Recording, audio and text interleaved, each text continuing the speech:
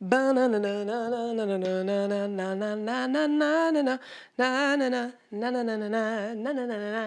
there and welcome to my channel. My name's Michelle and I'm real glad that you're here because today we're going to talk about the difference between an extrovert and an introvert in the MBTI system.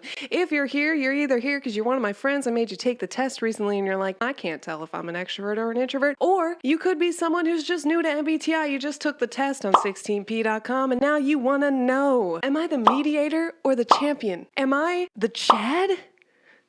Or the ISTP with that little, what is that, like a nail gun? You're trying to figure out, are you an introvert or an extrovert? Let's go ahead and dive into this topic. But before we do, don't forget to like and subscribe so that I can keep making videos and you can keep watching them. Let's go ahead and dive into it. First of all, it's really, really important that we talk about this right now. Introversion and extroversion in MBTI is not really about your social introversion or extroversion. We have to get out of here. What happened? Christine, what happened? I can't. I feel unsafe. Close the door.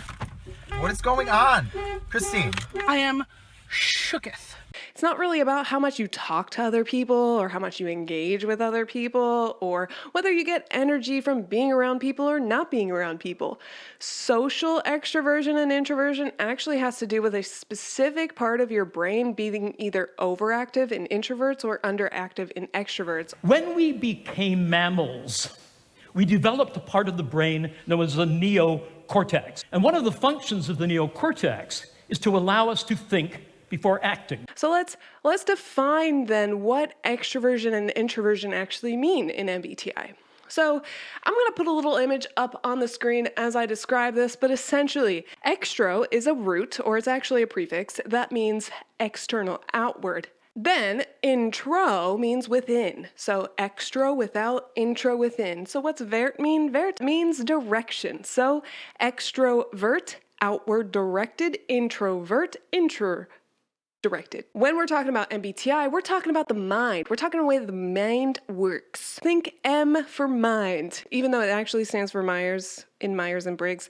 Think M for mind. We're talking about which direction your mind is going most of the time. Are you looking outward to the world, to your thoughts, to other people, or are you thinking inside your head? Are you trying to mull things over a lot? Are you trying to figure things out? Are you trying to make decisions before you take in new information, or are you taking information before you make the decisions? Now you might be asking, all right, how the heck do I know if I'm doing more external than internal? Well, that is where things get a little bit tricky. I can't really just tell you an easy way, but what I can tell you is through some self-reflection and discussing things with other people, you'll start to get a good clue about how you are. Things you want to pay attention to with yourself. When you are subjected to new information, what is your first thing that you do? When you get that information, do you first take it all in, try to absorb all of the facts? When you get that information, do you try to think about all the different possibilities related to those facts? When you get that information, do you start thinking,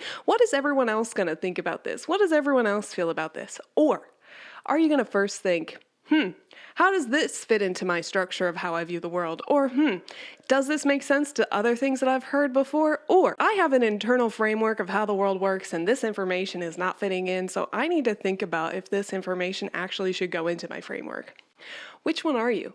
And how often are you doing it? Because you know what? There are times when I think, I don't know how I feel about that new information. I need to sit and reflect on that for 20 minutes before I talk about it. Or, most of the time I just want to talk it out right then and there, try to think about how I feel about it and make that decision immediately. Other people, they want to mull it over. They want to give it some time. They might even be that kind of person who it takes 2 days for them to get back to you because they need to think about it. That is the life of an introvert. However, some extroverts do that because we're too busy doing other things to think about it. So these are the kinds of things to pay attention to in yourself and in the people that you're trying to figure out if they're an introvert or an extrovert.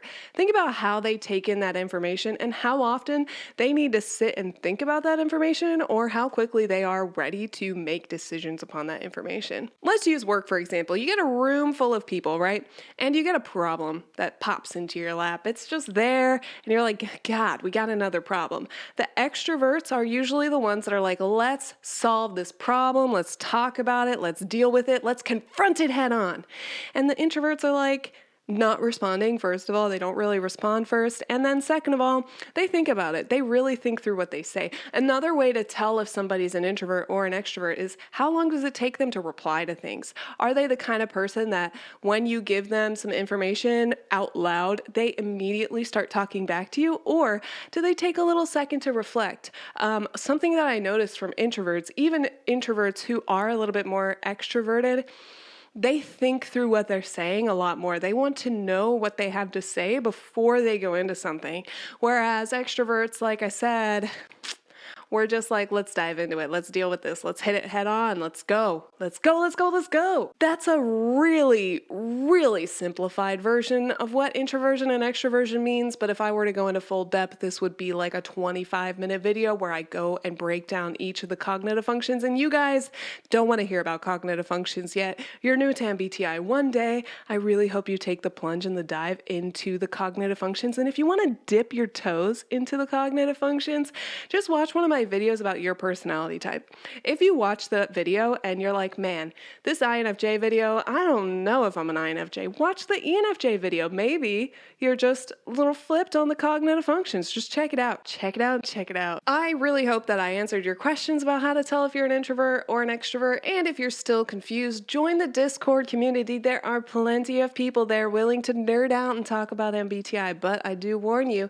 we're going to want to get real nerdy with it. We're going to want to get into the cognitive functions, but we'll teach you. We'll walk you through the whole way. We'll provide you resources, places to look into the information, and we'll figure it out together. But even if that's not what you want to do, if you want to go ahead and click like and subscribe so you can see the rest of this series where I talk about the other 3 dichotomies in the 4-letter personality code, go ahead and subscribe. And while you're at it, I hope that you have a beautiful, amazing, fantastic day. Toodaloo.